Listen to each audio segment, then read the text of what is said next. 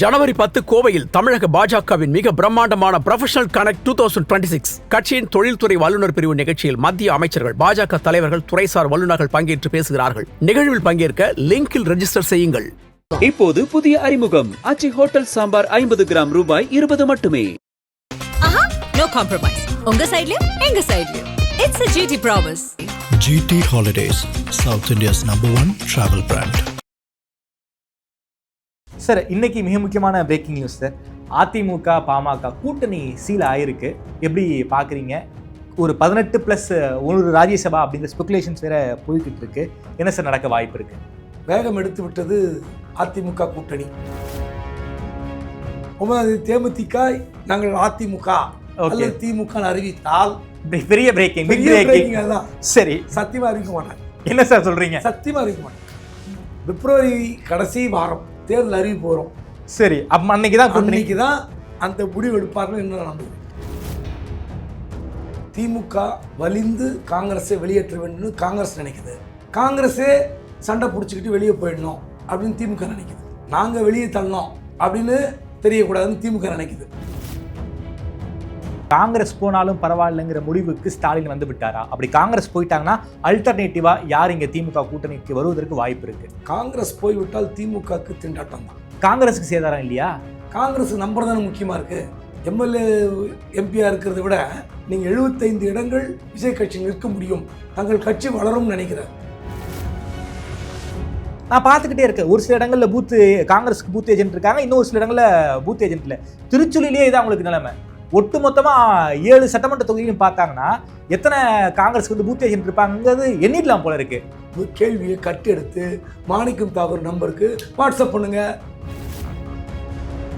உசிலம்பட்டி விஜய், திருப்பரங்குன்றம் விஜய், மதுரை மேற்கு விஜய், மதுரை கிழக்கு விஜய் எல்லாம் ரைட்டு. தேர்தல் அறிவிக்கப்பட்ட பிறகு, கேண்டிடேட் அறிவிக்கப்பட்ட பிறகு அந்த மவுஸ் குறையுமா குறையாது. இந்த விஜய் கட்சி முகம், இந்த முகம் பரிச்சயம் இல்லை என்றால் அந்த முகத்துக்கு முதல் மைனஸ். இப்போது ஜனநாயகனுக்கு சென்சார் சர்டிஃபிகேட் தர்றது திமுகவா பாஜக? BJP, central government. ஆனால் தமிழ்நாட்டில் எப்படி போய் முடியுதுன்னா, சென்சார் தரவில்லை என்றால் திமுக ஒரு கை பார்ப்போம். சென்சார் சர்டிஃபிகேட் திமுகவுக்கு என்னையா சம்பந்தமே இல்லை. விஜயும் வந்து 12ஆம் தேதி சிபிஐடைய சம்மன்ஸ்க்கு வந்து ஆஜராக போறாரு. சிபிஐ சம்மன் மூலமாக கூட்டணிக்குள் எதுவும் வளைக்க வாய்ப்பு இருக்கா சார்? எனக்கு தெரிஞ்சு வரமாட்டான்னு தெரிந்த பிறகுதான் இதெல்லாம் நடக்குது. ஜனநாயகனுக்கு சென்சார் கொடுக்காமல் இருப்பது, கரூர் சம்பவத்துக்கு டெல்லியில் கூப்பிட்டு விசாரிப்பதெல்லாம் வந்து ஏதோ ஒரு கோபம். நாங்கள் கூப்பிட்டு நீ வரல, வராமல் போனதுதான் இந்த சம்மன். பாஜக இதில் ஒரு சூட்சமம் இருக்கு, ஒரு தந்திரம் செய்கிறது. விஜயை திமுக எதிராக வளர்த்தால் ஆன்டி பிஜேபி ஓட்டு 2ஆ உடையும். ஓகே, மும்முனை போட்டி வந்தால் விஜய் சரிசமமாக ஒரு ஓட்டை பிரிப்பார். ஆன்டி பிஜேபி ஓட்டு திமுக மட்டும் வாங்கிட்டு இருக்கு, அதை விஜய் வாங்குவார். அப்போ அந்த 2ஆ பிரியும் போது திமுகக்கு மைனஸ், விஜய்க்கு மைனஸ், என்டிஏ அலையன்ஸ்க்கு சக்சஸ். ஆதரணையர்களுக்கு அன்பு வணக்கம். இன்று நம்மோடு மூத்த பத்திரிகையாளர் திருமிகு குபேந்திரன் அவர்கள் உள்ளார். வணக்கம் குபேந்திரன் சார். வணக்கம் சார். தமிழ்நாடு காங்கிரஸ்குள்ள என்னதான் நடந்துகிட்டு இருக்கு? திமுகவோடு கூட்டணி போகணும்னு நினைக்கிறாங்களா, இல்லை திமுக கூட்டணி வேணா விஜய் கூட கூட்டணி போலாங்கிற ஒரு மைண்ட் செட்டுக்கு தமிழ்நாடு காங்கிரஸில் உள்ளிட்ட சில தலைவர்கள் வந்துட்டாங்களா? அது மட்டும் இல்லாமல் பிரவீன் சக்கரவர்த்தி இன்னைக்கு வந்து ஒரு பேட்டி கொடுத்துருக்காரு. அதுவுமே மிகப்பெரிய அளவில் வைரலாக போயிட்டு இருக்கு. ஆட்சியில் பங்கு, அதிகாரத்தில் பங்குங்கிற டோனை மறுபடியும் காங்கிரஸ் எடுத்திருக்காங்க. என்ன மைண்ட் செட்டில் தமிழக காங்கிரஸ் இருக்காங்க? தமிழக காங்கிரஸ்குள்ளார ஒரு வடம் மீறிய பேச்சு போய்கிட்டு இருக்கு. அதை ஏன் கட்டுப்படுத்துகிற இடத்துல தேசிய காங்கிரஸ் வந்து ஒரு ஹோல்ட் பண்ண மாட்டேங்கிறாங்க? என்ன போய்கிட்டு இருக்கு சார்? திமுக வலிந்து காங்கிரஸை வெளியேற்ற வேண்டும் காங்கிரஸ் நினைக்குது. காங்கிரஸே சண்டை பிடிச்சிக்கிட்டு வெளியே போயிடணும் அப்படின்னு திமுக நினைக்குது. ஓகே, நாங்கள் வெளியே தள்ளணும் அப்படின்னு தெரியக்கூடாதுன்னு திமுக நினைக்குது. உங்களுக்கு நிறைய சீட்டு வேணும், மந்திரி சபையில் இடம் வேணும் அப்படிலாம் காங்கிரஸ் வைக்கிற கோரிக்கை, நீங்களே வெளியே போயிடணும் அப்படின்றது திமுகவோட இயல்பாக இருக்குது. ஓகே, ஏன்னா கண்டிப்பாக இந்த விஷயத்தை முதலமைச்சர் மு.க. ஸ்டாலின், திமுக தலைவராக இருக்கிற முதலமைச்சர் ஸ்டாலின் கண்டிப்பாக சில மாதங்களுக்கு முன்பே உணர்ந்திருப்பார். ஓகே, ஏன்னா காங்கிரஸில் எழுப்புகிற அந்த குரல் வந்து யாரோ சொல்லி எழுப்புகிற குரல் அல்ல, தேசிய தலைமை சொல்கிறாங்களா? ராகுல் காந்தி சொன்ன வாய்ஸ் தான் அந்த வாய்ஸ். நான் 2-3 பேட்டியில் சொன்னேன். ஓகே, ஏன்னா பிரவீன் சக்கரவர்த்தி விஜயை சந்தித்து விட்டு முதல்ல என்ன சொன்னார், குமுத ரிப்போர்ட்டில் பேட்டி கொடுத்துட்டு இல்லைன்னு சொன்னார். ஆமாம். அந்த ஆடியோ வெளியிட்ட பிறகு குமுதரி போட்டுற அந்த நிருபர் அந்த ஆடியோ வெளியிட்ட பிறகு வாய் மூடிக்கிட்டார். இன்னைக்கு சென்னை ஏர்போர்ட்டில் சொல்கிறார், ஆமாம் சந்திச்சு என்ன தப்புங்கிறார். இங்கே மட்டும் இல்லை, கோயம்புத்தூர் ஏர்போர்ட்டில் போய் ரொம்ப டீட்டெயில்டாக சொல்கிறார். எஸ், என்ன விஜய் பெரிய சக்திங்கிறார். அப்போது காங்கிரஸ் திட்டமிட்டு ஒரு செயலை செய்கிறது. என்ன செயல்? தொட்டிலையும் ஆட்டி விடு, பிள்ளையும் கிள்ளி விடு. ஓகே, வேறு ஒன்றும் கிடையாது. அகில இந்திய தலைமை இதை முன்கூட்டியே தடுத்திருக்க முடியும், ஆனாலும் தடுக்காம வேடிக்கை பார்க்குறாங்க. ப. சிதம்பரம் அவர்கள் திமுக தலைவர் ஸ்டாலினை பார்த்து விட்டு ஒரு பதிவு போடுறார். இன்றைக்கு தேவை திமுக காங்கிரஸ் கூட்டணி முக்கியம், நான் கட்சியை மேலெடுத்து சொல்லிவிட்டேன்னு போடுறார். அதுக்கு முந்தைய ஒரு பதிவு போடுறார் அதே ப. சிதம்பரம். அந்த 5 பேர் கொண்ட குழு அமைச்சாங்க தெரியுங்களா? ஆமாம். அப்போ சொல்கிறார், எல்லா வதந்திகளுக்கும் முற்றுப்புள்ளி அப்படின்னு ஒரு பதிவு போடுறார். ஆமாம். அப்போது ப. சிதம்பரம் இப்படி தொடர்ச்சியாக போடுகிற பதிவுகளுக்கு மற்ற நிர்வாகிகள் என்ன மரியாதை கொடுக்குறாங்க? சரி, கிரீஷ் சோடங்கரும் நாங்கள் வந்து திமுக கூட மட்டும்தான் பேச்சுவார்த்தை நடத்திக்கிட்டு இருக்கோம், தாவேக்கா கூட பேச்சுவார்த்தை நடத்தலை, அவருமே ஒரு பதிவும் சொல்லியிருக்காரு, அவருமே ஒரு ப்ரெஸ் மீட்டும் கொடுத்துருக்காரு கிரீஷ் சோடங்கரும். இல்லை, அவர் சொன்னதெல்லாம் உண்மை, நான் மறுக்கவே இல்லை. ஆனால் இன்னைக்கு என்ன பேட்டி கொடுக்குறாரு? டைம்ஸ் ஆஃப் இந்தியாவில் கொடுத்துருக்காரு. என்ன பேட்டி கொடுத்தாரு சொல்லுங்கள்? we are running after DMK but ball is in their court. அப்படின்னு என்ன அர்த்தம்? இன்னும் மீனிங், நாங்கள் எல்லாம் சொல்லிட்டோம், முடிவு எடுக்க வேண்டியது திமுக. ஆமாம். அப்போ என்ன சொல்லிட்டீங்க? ஏதோ 1-to-1 ஒரு சந்திப்பு நடந்திருக்கிறது. கிரீஷ் சோடங்கரும் திமுக தலைவர் ஸ்டாலினும் அந்த 5 பேர் கொண்ட குழு சந்தித்த போது அதற்கு பிறகு ஒரு 2 பேர் மட்டும் சந்தித்து பேசிய ஒரு நிகழ்வு நடந்திருக்கிறது. ஓகே. அதில் 38 தொகுதிகளுக்கு குறையாமல் எங்களுக்கு இடம் வேண்டும் அப்படின்னு கிரீஷ் சோடங்கர் வலியுறுத்தியிருப்பதாக சொல்கிறார்கள். எனக்கு தெரியாது, உறுதிப்படுத்த முடியல. இப்படி ஒரு தகவல் வருகிறது. 1. 2வது, ஆட்சி அதிகாரத்தில் பங்கு வேண்டும் என்பது அங்கே வலியுறுத்தலை, ஆனால் பின்னாடி சொல்லி அனுப்பப்பட்டிருக்கு. அதுவும் டைம்ஸ் ஆஃப் இந்தியாவில் ஒரு 4-5 நாள் முன்னாடி வந்தது. ஆமாம். 3 அமைச்சர்கள் வேண்டும், அமைச்சரவையில் 3 இடம் வேணும், அதுவும் ஒரு ஓபிசி, ஒரு தலித், ஒரு மைனாரிட்டி. அப்போது காங்கிரஸ் ரொம்ப திடமாக இருக்கிறது. ஓகே. மந்திரி சபையில் இடம் வேணும். ஓகே. நான் கேட்குறேன், இப்படி கேட்குறேன், திமுக கூட்டணியில் ஒரு மறைமுக ஒப்பந்தம் போடுறான்னு வச்சுங்க, இத்தனை தொகுதி 25 கொடுத்தோம், இப்போ கூட 2, 3 இல்லை 5 கொடுக்குறோம். இந்த மந்திரி சபையில் இடம் என்பதை நாங்கள் மறைமுகம் வைத்துக் கொள்கிறோம் அப்படின்னு போட்டால் வெளியே தெரியுமா தெரியாது? நிச்சயமாக வெளியே தெரியும். சரி, அது காங்கிரஸோட நிற்குமா, இன்னும் தொடருமா? விசிகா, கம்யூனிஸ்ட் எல்லாருமே கேட்பாங்க சார். கம்யூனிஸ்ட் கேட்க மாட்டாங்க. நீங்கள் உடனே பாவம் கம்யூனிஸ்ட் மேலே ஓடி போய் குற்றம் சொல்லாதீங்க. விசிகா கேட்பாங்க, விசிகா கேட்பாங்க, மதிமுக கேட்பாங்க, இஸ்லாமிய கட்சி இயக்கங்கள் கேட்பார்கள். வேல்முருகன் நிச்சயம் கேட்பார். கேட்க மாட்டார்னு ஏதோ உத்தரவாதம் இருக்கா? கேட்பாரு. அப்போது காங்கிரஸோடு இந்த மந்திரி சபை முடிவு, அமைச்சரவையில் பங்கு என்பது காங்கிரஸோடு முடித்துக் கொள்கிறோம் அப்படின்னு திமுக அறிவிக்க முடியுமா? வேல்முருகன் வரை தொடரும். வேல்முருகனை குறைச்சி மதிப்பில்லை. வேல்முருகன் கேட்பது அவர் உரிமை. எப்படி காங்கிரஸ் கேட்கிறார்களோ, எப்படி 3 மந்திரி சபைனா எனக்கு 1 கொடுங்கன்னு கேட்பார், தப்பே கிடையாது. ஓகே. இந்த பிரச்சனைக்கு எப்படி முற்றுப்புள்ளி வைப்பது என்று தெரியாமல் திமுக தடுமாறுகிறது. இதுதான் உண்மை சார். காங்கிரஸ் போனாலும் பரவாயில்லைங்கிற முடிவுக்கு ஸ்டாலின் வந்து விட்டாரா? அப்படி காங்கிரஸ் போயிட்டாங்கன்னா அல்டர்னேட்டிவா யார் இங்கே திமுக கூட்டணிக்கு வருவதற்கு வாய்ப்பு இருக்கு? காங்கிரஸ் போய்விட்டால் திமுகவுக்கு திண்டாட்டம் தான். அது எப்படி நீங்கள் வந்து காங்கிரஸ் போய்விட்டால் பரவாயில்லை, ஒருவேளை திமுக பிளான் பி வைத்திருக்கலாம். ஓகே. காங்கிரஸ் வெளியேறினால் அதற்கு இணையாக இருக்கிற வாக்குறுதி வைத்திருக்கிற கட்சிகள் உள்ளே கொண்டு வருவதற்கு திமுக பிளான் பி வைத்திருக்கலாம், எனக்கு தெரியாது. Okay sir. திமுக கூட்டணி விட்டு காங்கிரஸ் போனா திமுகவுக்கு சேதாரங்கிறீங்க. நிச்சயமா காங்கிரஸுக்கு சேதாரம் இல்லையா? நீங்கள் காங்கிரஸுக்கு காங்கிரஸுக்கு நம்பர் தானே முக்கியமாக இருக்குது. எம்எல்ஏ எம்பியாக இருக்கிறத விட நீங்கள் 75 இடங்கள் விஜய் கட்சி நிற்க முடியும், தங்கள் கட்சி வளரும்னு நினைக்கிறாங்க. இப்போ விஜய் வந்து 75 இடங்கள் தருவார். எத்தனை இடங்களில் ஜெயிப்பாங்க? அமைச்சரவையிலும் பங்கு தருவார், இதெல்லாம் நம்புறாங்க. நம்பிக்கை, அவ்வளோதான். ஓகே. எத்தனை இடத்துல ஜெயிப்பாங்கலாம் தெரியாது. இல்லை சார், பீகார் வந்து பெஸ்ட் எக்ஸாம்பிள் சார். 61 சீட்டு வாங்கினாங்க சார், வெறும் 6 இடங்களில் ஜெயிச்சாங்க சார். அதே மாதிரி போய் விஜய் கிட்ட 70 சீட்டு வாங்குறாங்கன்னு வச்சுக்கலாம். எத்தனை சீட்டு ஜெயிப்பாங்க? அது சீட்டு தான். திமுக கிட்ட இருந்தால் எம்எல்ஏ பதவி இல்லை, அதையே யோசிக்க மாட்டேங்கிறாங்க. பத்திரிகையாளராக எத்தனை வருஷமாக பணியாற்றுறீங்க? சார் நான் ஒரு 2020 இருந்து சார் ஒரு 5 வருஷம் சார், 5 வருஷம் எக்ஸ்பீரியன்ஸ் சார் எனக்கு. 5 வருட அனுபவத்தில் தாமரைக்கு தெரிந்த இந்த அனுபவம் ஒரு 100 வருஷ கட்சிக்கு தெரியாதா? நிச்சயமா தெரியும். அப்புறம் ஏங்க பீகாரில் இத்தனை இடங்கள் வாங்கி எத்தனை இடங்கள் வெற்றி பெற்றீர்கள் என்ற கேள்வி காங்கிரஸ் கட்சிகள் தொடர்ச்சியாக அவங்களை எழுப்பக்கூடாதா? நான் என்ன சொல்கிறேன், அது ஒரு உரிமை. ஆமாம், ஆட்சியில் பங்கு அதிகாரம் அப்படின்றது வந்து அவங்க உரிமை. ஓகே, நான் கேட்கல. ஆனால் காங்கிரஸ் கட்சியை யார் வளர்த்தது தமிழ்நாட்டில்? தமிழ்நாட்டில் யார் வளர்த்தது? மூப்பனார் வளர்த்தாரு. இல்லைங்க, அதெல்லாம் விட்டுருங்க. இப்போ ஆட்சி அதிகாரத்தில் பங்கு கேட்குற மாணிக்கம் தாகூர் தமிழ்நாடு காங்கிரஸ் வளர்ச்சிக்கு என்ன வேலை பார்த்தாருன்னு ஏதாவது நீங்கள் செய்தி படிச்சிங்களா? ஒன்றும் நான் படிக்கல. அந்த மாவட்டத்தில் ஒரு பெரிய போராட்டத்தை முன்னெடுத்து இந்த திட்டத்தை கொண்டு வந்தார், அல்லது மிகப்பெரிய போராட்டத்தை முன்னெடுத்து இந்த திட்டத்தை தடுத்தார், மக்களுக்காக சிறை சென்றார், இதை பார்த்தீங்களா? காங்கிரஸ் கட்சி வளர்த்தாரா? ஒன்றும் பார்க்கல. பிரவீன் சக்கரவர்த்தியை தமிழ்நாட்டு மக்களுக்கு எப்போ தெரியும்?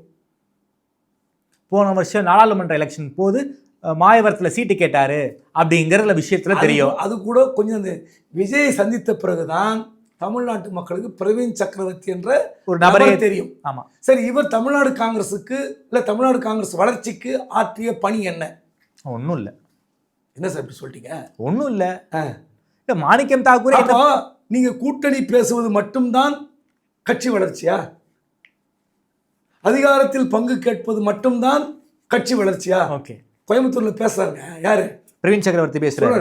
கட்சி வளர்ச்சிக்காக நாங்கள்லாம் கருதுகிறோம், கட்சி வளர்ச்சிக்காகத்தான் மாறுபட்ட கருத்தெல்லாம் வருகிறது. கட்சி வளர்ச்சின்னு என்ன? கிராஸ் ரூட் லெவல் வரைக்கும் கட்சி போகணும்.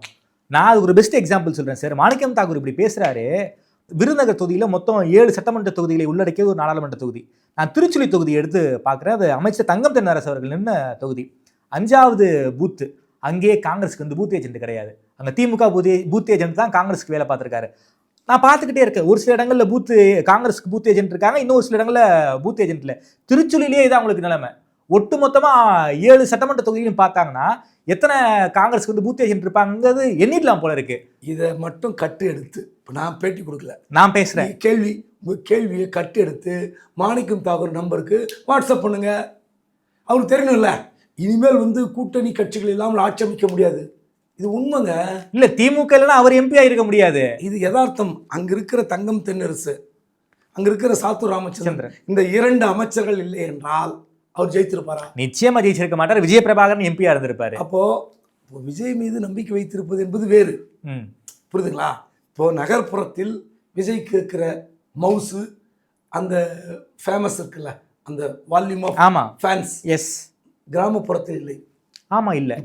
இப்போ நானும் என்னுடைய நண்பரும் ஆரியபுரத்தில் இருக்கிற ஒரு ஹோட்டலுக்கு போகிறோம். சரி, அங்கே இருக்கிற ஒரு நபர் வந்து தமிழ்நாட்டை சேர்ந்தவர், மன்னார்குடிக்காரர், அங்கே வேலை செய்கிறார். அவர் தான் மேனேஜர். சரி, அவர் சொல்கிறாரு, சார் சென்னையில் இருக்கிற தாக்கம் மன்னார்குடியில் இல்லைங்கிறார் விஜய்க்கு. அவர் சொன்னது மன்னார்குடியில் ஒரு பக்கத்தில் வில்லேஜ். அந்த கிராமப்புறத்தில் விஜய் தாக்கம் இல்லை, நகர்ப்புறத்தில் மட்டும் இருக்கிறது.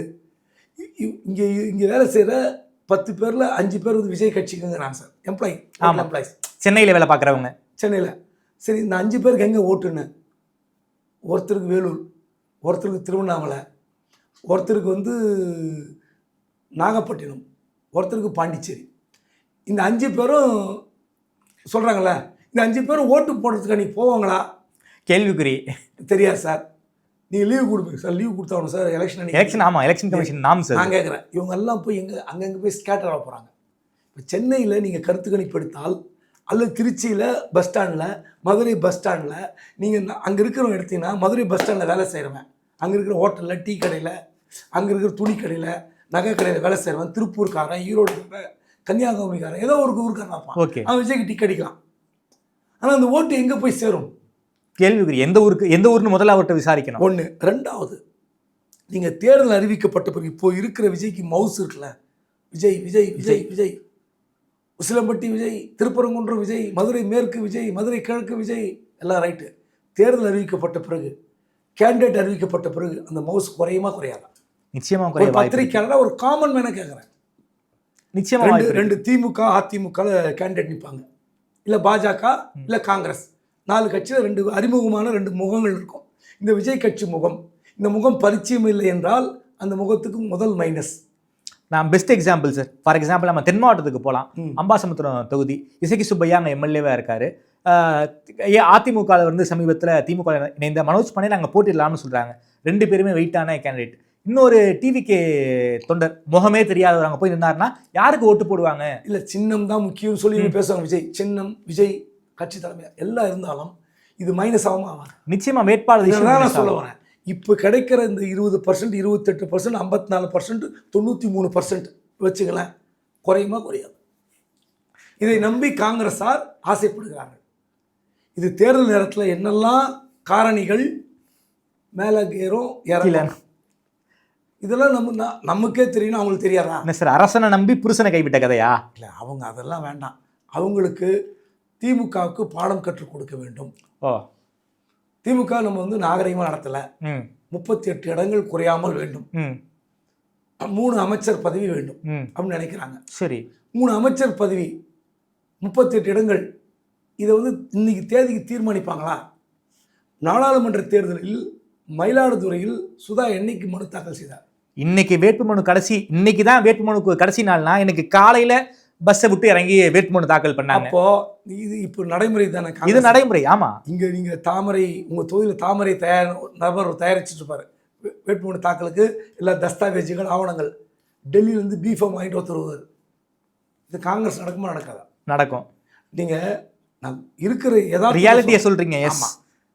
ஸோ இப்போ காங்கிரஸுக்கு திமுக விட்டு அதிமுக அப்படின்னு பயணித்தார்கள். இன்று விஜய் என்ற ஒரு புதிய குதிரை கிடைத்திருக்கிறது. அந்த குதிரையில் சவாரி செய்வதற்கு ஆசைப்படுகிறார்கள். அது அவர்கள் விருப்பம். 75 இடங்கள் நிற்கலாம். ஆனால் ஜெயிப்பாங்களா?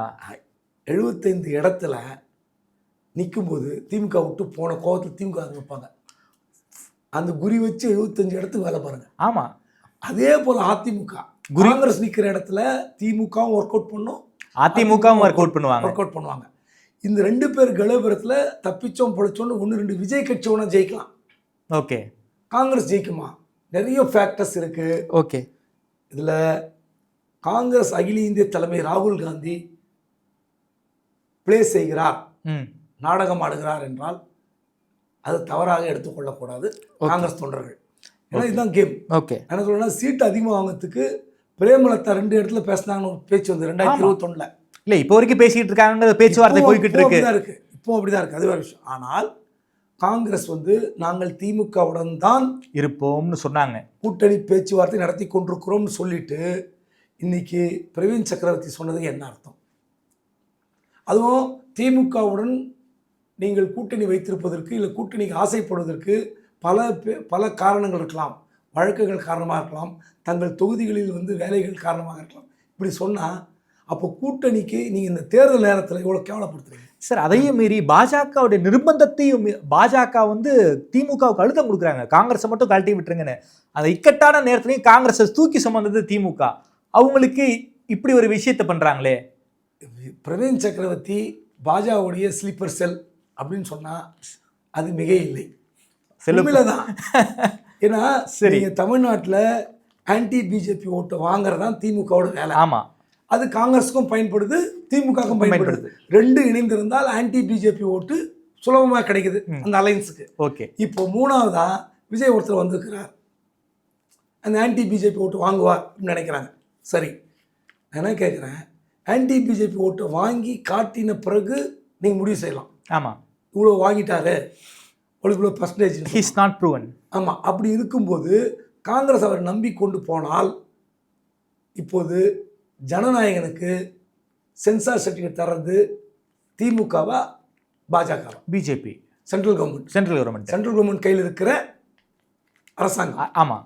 ஆனால் தமிழ்நாட்டில் எப்படி போய் முடியுதுன்னா, நேற்று ஒருத்தர் நண்பர் விஜய் தொண்டர் எழுதுறாரு, சென்சார் தரவில்லை என்றால் திமுக ஒரு கை பார்ப்போம்னு. சென்சார் சர்டிஃபிகேட் திமுகவுக்கு என்னையா சம்மந்தமே இல்லை. கரூர் சம்பவத்துக்கு வந்து டெல்லிக்கு சம்மன், எல்லாம் திமுக காரணம் எழுதலாம். சிபிஐ கிட்ட இருக்கு அந்த வழக்கு. அப்போ நீங்க பாஜக இதில் ஒரு சூட்சமம் இருக்குது. சரி, ஒரு தந்திரம் செய்கிறது. விஜயை திமுக எதிராக வளர்த்தால், நம்மக்கிட்ட சண்டை போட்டாலும் ஆன்டி பிஜேபி ஓட்டு 2ஆக உடையும். ஓகே. மும்முனை போட்டி வந்தால் விஜய் சரிசமமாக ஒரு ஓட்டை பிரிப்பார். Okay. ஆன்டி விஜய் போட்டு திமுக மட்டும் வாங்கிட்டு இருக்கு, அதை விஜய் வாங்குவார். விஜய் வாங்குவார். அப்போ அந்த ரெண்டா பிரியும் போது திமுகக்கு மைனஸ், விஜய்க்கு மைனஸ், என்டிஏ அலையன்ஸுக்கு சக்சஸ். சார், இந்த விஜய் தொடர்பாக இந்த கடைசி கேள்வி சார். ஒருவேளை திமுக வந்து காங்கிரஸாக வெளியே போட்டோம், இல்லை காங்கிரஸ் வந்து திமுக நம்மளை வெளியே அனுப்பணுங்கிற மைண்ட் செட்டுக்கு வந்துட்டு தான் நீங்கள் சொல்லியிருக்கீங்க. அப்படி திமுக காங்கிரஸ் கூட்டணி முறிந்தால் அந்த அகில இந்திய அளவில் இந்தியா கூட்டணிங்கிற ஒரு கட்டமைப்பு இருக்குல்ல, அது சுத்தமாக அடிபட்டு போயிருமே சார். தமிழ்நாட்டில் மட்டும்தான் இந்தியா கூட்டணி இருக்கு. இந்தியா கூட்டணி இருக்கு. நீங்கள் மேற்கு வங்கத்தில் இந்தியா கூட்டணி எங்கே இருந்தது? இல்லை. பீகாரில் என்னாச்சு? இல்லை. மகாராஷ்டிரில் என்னாச்சு? இல்லை. ஸோ அப்படி இருக்கும்போது இந்த கூட்டணி தமிழ்நாட்டில் மட்டும்தான் சிதாராம இருக்காங்க, பாதுகாக்கப்பட்டு வந்தது. அதை ராகுல் காந்தி தான் முடிவு செய்யணும். நீங்களோ நானோ தமிழ்நாடு காங்கிரஸ் கமிட்டி தலைவரோ இல்லை ப. சிதம்பரமோ முடிவு செய்ய முடியாது. ஒரே குடும்பத்தில் 2 பிரிவார்கள். ப. சிதம்பரம் திமுக காங்கிரஸ் கூட்டணி ஆதரிக்கிறார், அவருடைய மகன் கார்த்தி சிதம்பரம் ஆதரிக்கிறாரா இல்லையான்னு தெரியல. Okay sir. சார், இன்னைக்கு மிக முக்கியமான breaking news sir. AIADMK PMK கூட்டணி சீல் ஆயிருக்கு. எப்படி பார்க்குறீங்க? ஒரு 18+1 ராஜ்யசபா அப்படிங்கிற ஸ்பெகுலேஷன்ஸ் வேற போய்கிட்டு இருக்கு. என்ன சார் நடக்க வாய்ப்பு இருக்கு? வேகம் எடுத்து விட்டது அதிமுக கூட்டணி. இப்போ வந்து பாஜக ஆல்ரெடி அங்கே இருக்கு. ஆமாம். ஆனால் ஒரு 2 மாதங்களுக்கு முன்பாகவே இந்த கூட்டணியெல்லாம் ஒன்றா அமைத்து ஒரு 3 மாதங்களாக திமுகவுக்கு எதிராக ஒரு பெரிய போராட்டத்தை அப்படி ஒரு அலைன்ஸாக எடுத்திருந்தாங்கன்னா இன்னும் கொஞ்சம் ஜெல்லாக இருப்பாங்க. எஸ். ரொம்ப தாமதம். இதற்கு காரணம் யாருன்னு தெரியல, அதிமுகவா பாஜகவான்னு தெரியல. இதுக்கிடையில் பாட்டாளி மக்கள் கட்சி 2 உடைஞ்சு போச்சு. ஆமாம். இந்த கட்சி உடைவதற்கு முன்பு 3 மாதங்களுக்கு முன்பே இதை ஸ்மெல் பண்ணி அதிமுக கரெக்டாக கொண்டு போயிருக்கணும், அலைன்ஸை விட்டாங்க. ஆனால் இப்போ எடுத்திருக்கிற முடிவு நல்ல முடிவு. அன்புமணி ராமதாஸ் ஏடிஎம்கே வந்துட்டார். உண்மையிலே அது வந்து ஒரு நல்ல முடிவு தான். ஏன்னா பெரிய ஒரு ராமதாஸ் கிட்ட ஒரு பெரிய ஓட் பேங்கோ பெரிய கூட்டமோ கிடையாது. ஆமாம். அவர் வந்து என்னைக்கு மகளை வந்து மேடைக்கு ஏற்றி, பேரனை மேடைக்கு ஏற்றி மகனை திட்ட வைக்கிறார். குடும்ப சண்டை இதிலே தெரியுது, குடும்ப சண்டை, சொத்து சண்டை. இந்த சொத்து சண்டைக்காக இந்த கட்சி பாழா போனது, வீணாக போச்சு. ஆனால் இப்போ இருக்கிற 3.4% ஒரு 0.5% ஒன்றா அவருக்கு இருக்கலாம், பெரிய ஒரு ராமதாஸ் இருக்கலாம். மற்றபடி இன்னும் வாக்கு சதவீதம் குறைந்தாலும் 2% வாக்குகள் எப்படியும் அன்புமணி ராமதாஸுக்கு இருக்குது. Okay sir. அதே போல் தேமுதிக என்ன முடிவெடுக்க போகிறாங்க? 9ஆம் தேதி தன்னுடைய முடிவை சொல்லுவேங்கிறாங்க. என்ன மைண்ட் செட்டில் இருக்காங்க? அவங்களும் திமுக கிட்டையும் பேசிக்கிட்டு இருக்காங்க, அதிமுக கிட்டையும் பேசிக்கிட்டு இருப்பதாக தகவல். 9ஆம் தேதி தேமுதிகவுடைய முடிவு என்னவென்று நமக்கு தெரிந்து விடுமா? 2 நாட்களுக்கு முன்பு மாவட்ட செயலாளர் அழைத்து டிக்கு அடித்து போடுங்க, அதிமுக திமுக அல்ல விஜய் கட்சின்னு தான் எனக்கு தெரியல. ஓகே. இருந்ததா தெரியல சார், நான் விசாரிக்கல. அப்போ 2 கட்சிக்கு மட்டும் இதை வந்து இன்னும் அறிவிக்கல முடிவு. மாவட்ட செயல் நிர்வாகிகள்லாம் போட்டு வச்சுட்டாங்க. இது 9ஆம் தேதி அறிவிக்க போகிறாங்க. ஆமாம்.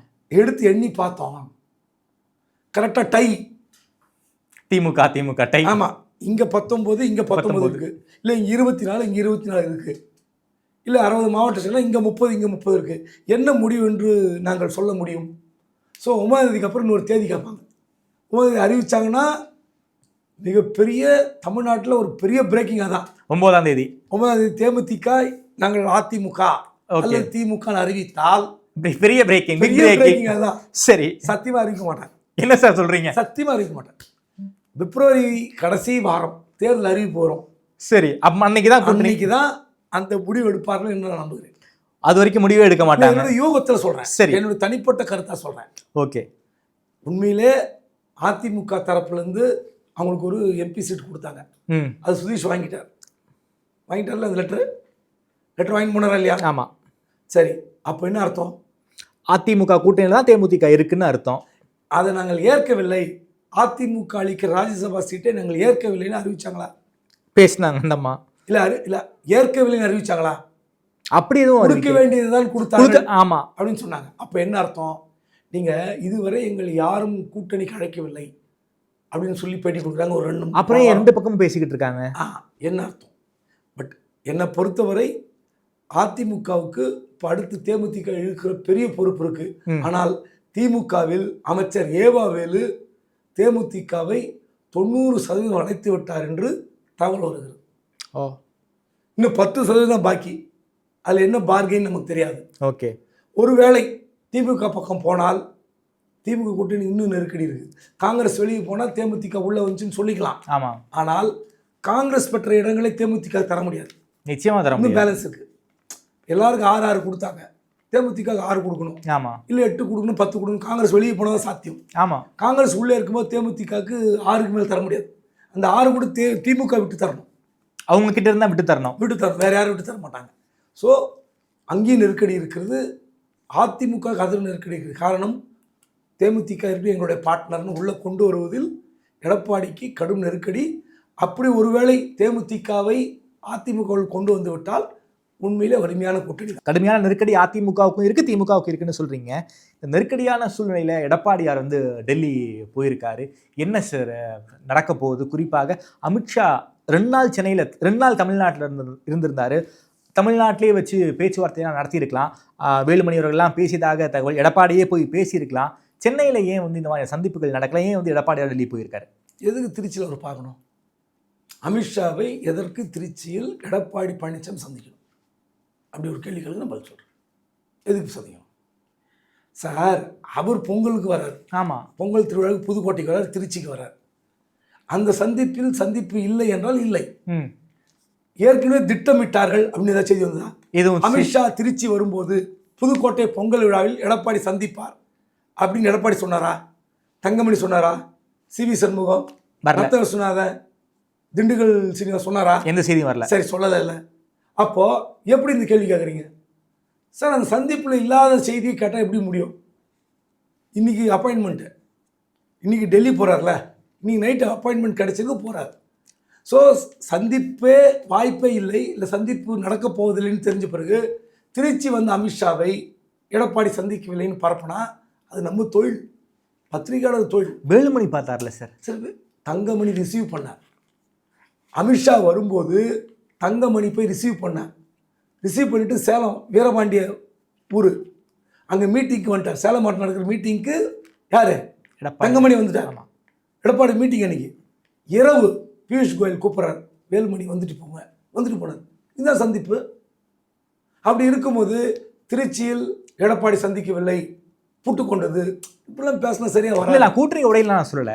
சென்னையில் தமிழ்நாட்டில் சந்திப்புகள் நடத்திக்கலாம். வாய்ப்பு இங்கே இருக்கு இல்லைன்றது நம்ம ஏன் டிசைட் பண்ணோம்? ஓகே, அவங்க டிசைட் பண்ணிட்டு போட்டோம். நீ டெல்லி போகிற சந்திக்க போகிறாரு. ஓகே, அடுத்து என்ன நடக்க போகுது பார்ப்போம். தமிழ்நாட்டில் வந்து இவர் வைத்த கோரிக்கை என்ன? திமுக எதிராக என்னெல்லாம் போய் பட்டியல் கொடுத்துருக்காருல, கவர்னர் கிட்ட கொடுத்துருக்காரு. இப்போ இந்த பட்டியல் இங்கே கொடுத்து நடவடிக்கை எடுங்க, சிபிஐ எடுங்க, ஐடி வாங்க, இடி வாங்கன்னு கூட போகிறாங்க. திமுக டேமேஜ் பண்ணுவதற்கு அவங்க ஒரு ஸ்கீம் வச்சுருப்பாங்களே. ஓகே, இந்த 1 மாதத்தில் பிப்ரவரி தேர்தல் அறிவிக்கிற வரை இன்னும் ஒரு 30-40 நாட்களில் ஒரு ஜாலியாக மீடியாவுக்கு கவரேஜுக்கு எல்லாரும் வீட்டுக்கு வாசலில் போய் கேமரா போட்டு படம் எடுக்க போகிறோம். இது நடக்க போகுது. இடி ரைடு, ஐடி ரைடு பயங்கரமாக இருக்குன்னு சொல்ல வரீங்க? நடக்கலாம், நடக்கும் அப்படின்னு நான் நம்புகிறேன். Okay sir. அதே போல் விஜயும் வந்து 12ஆம் தேதி சிபிஐடைய சம்மன்ஸ்க்கு வந்து ஆஜராக போகிறாரு. சிபிஐ சம்மன் மூலமாக கூட்டணிக்குள் எதுவும் வளைக்க வாய்ப்பு இருக்கா சார்? எனக்கு தெரிஞ்சு வரமாட்டான்னு தெரிந்த பிறகு தான் இதெல்லாம் நடக்குது. ஜனநாயகனுக்கு சென்சார் கொடுக்காமல் இருப்பது, கரூர் சம்பவத்துக்கு டெல்லியில் கூப்பிட்டு விசாரிப்பதெல்லாம் வந்து ஏதோ ஒரு கோபம். நாங்கள் கூப்பிட்டோம், நீ வரல, எங்கள் அலையன்ஸுக்கு வரல, ஏடிஎம்கே பிஜே அலையன்ஸுக்கு விஜய் வரணும் அப்படின்னு ஆசைப்பட்டிருக்கலாம். வராமல் போனதுதான் இந்த சம்மன். சென்னையில் கூப்பிட்டு விசாரிக்கலாமே. ஆமாம், சென்னையில் சிபிஐ ஆஃபீஸ் இல்லையா? இருக்குது, உங்கள் பக்கத்தில் இருக்குது. எதுக்கு கூப்பிட்றீங்க? அதாவது அவமானப்படுத்தணும். அவமானப்படுத்துறது என்னென்னா, தமிழ்நாட்டு மக்கள் மத்தியில் விஜய்க்கு எதிராக வெறுப்பை பாஜக கக்கினால், பாஜக செய்தால் ஆன்டி பிஜேபி ஓட்டு டைவர்ட் ஆகும். ஓகே, நான் முதல்ல சொன்னதான். திமுக கிடைக்கிற அந்த ஓட்டு வந்து விஜய் எடுக்கணும். மும்முனை போட்டியாக மாற வேண்டும். மும்முனை போட்டியாக மாறினால் என்டிஏ அலையன்ஸுக்கு ஒரு ஸ்பேஸ் கிடைக்கும். அதுக்கான ஒரு கேம் பிளான் தான் பிஜேபி செய்யுது. Okay sir. பொங்கல் பரிசு திமுக 3000 ரூபாய் கொடுக்க போகிறாங்க. அது மட்டும் இல்லாமல் மாணவர்களுக்கு லேப்டாப்பு, இதையும் தாண்டி பல்வேறு இன்ப பரிசுகள் எதுவும் வர வாய்ப்பு இருக்கா? தேர்தல் அறிக்கையின் வாயிலாக திமுக என்ன பிளானில் இருக்காங்க? தேர்தல் நெருக்கத்தில் எல்லா ஆட்சி காலத்திலும் இது மாதிரி அறிவிப்புகள், புதிய புதிய திட்டங்கள் எல்லாம் வரும். இது மக்கள் மனதில் போய் பதிவே பதியாது. ஓகே, இதுவரை செய்த நலத்திட்டங்கள் எத்தனையோ இருக்குது திமுகவில். நீங்கள் பட்டியல் போட்டு அடுக்கவே முடியாது. முதல்லேருந்து ஆரம்பிக்கலாம். இலவச பஸ், 1000 உரிமை தொகை, நான் முதல்வன் திட்டம், தமிழ் புதல்வன் திட்டம், புதுமை பெண் திட்டம், காலை சிற்றுண்டி திட்டம், எத்தனையோ இருக்குது. இவ்வளோ நலத்திட்டங்களுக்கு ஓட்டு போடாத மக்கள் இன்றைக்கி ஜனவரியில் ஆரம்பித்து இந்த 3000 லேப்டாப்பு, இன்னும் இதெல்லாம் முக்கியம் இல்லை. இந்த 4.5 வருஷத்தில் திமுக அரசாங்கம் என்ன செய்தது? எவ்வளோ நலத்திட்டங்களை அனுபவித்தார்கள்? 1000 ரூபாய் அனுபவிச்சுங்க, இலவச பஸ் பயணத்தை அனுபவித்தவர்கள், ஐஏஎஸ் ஐபிஎஸ் படிவதற்கு நிதி உதவி வாங்கியவர்கள். இப்போ கூட உங்கள் உலகம் உங்கள் கையில் அப்படின்னு போட்டாங்கல்ல, அந்த திட்டத்தில் எவ்வளோ பேர் பேசினாங்க. உண்மையிலே அதெல்லாம் ஒரு வரவேற்க வேண்டிய விஷயம் திமுகவுக்கு. நீங்கள் ஒரு பையனை படிக்க வைக்கிறதுக்காக செய்கிற எந்த திட்டமும் சூப்பர் திட்டம். நான் 1000 ரூபா கூட கொடுக்கூடாது, நான் முதல்ல சொல்லுவேன். உங்களுக்கு உங்கள் பெண் பலமுறை சொல்லியிருக்கேன், டே 1லேருந்து இந்த 1000 ரூபாயெல்லாம் உதவாது. எஜுகேஷன் ரீதியாக செலவு பண்ணணும்னு நிறைய கல்வி, வேலை வாய்ப்பு, அடிப்படை வசதிகள், சுகாதாரம், இந்த 4க்கு தான் முக்கியத்துவம் தரணும் ஒரு மாநில அரசு. அப்படி தருகிற ஒரு மாநில அரசுக்கு மக்கள் மதிப்பளிப்பார்கள், வாக்களிப்பார்கள். என்ன நடக்குதுன்னு பார்ப்போம். ஓகே சார், ரொம்ப நன்றி சார். தமிழ்நாடு அரசியல் தொடர்பான ஒரு தமிழ்நாடு அரசியலும் ரொம்ப பரபரப்பாக இருக்குது. அந்த சூழ்நிலையில் உங்களுடைய கருத்துக்களும் ரொம்ப பரபரப்பாக பேசியிருக்கீங்க. நேரம் கொடுத்து பேசியமைக்கு நன்றி குபேந்திரன் சார். நன்றி.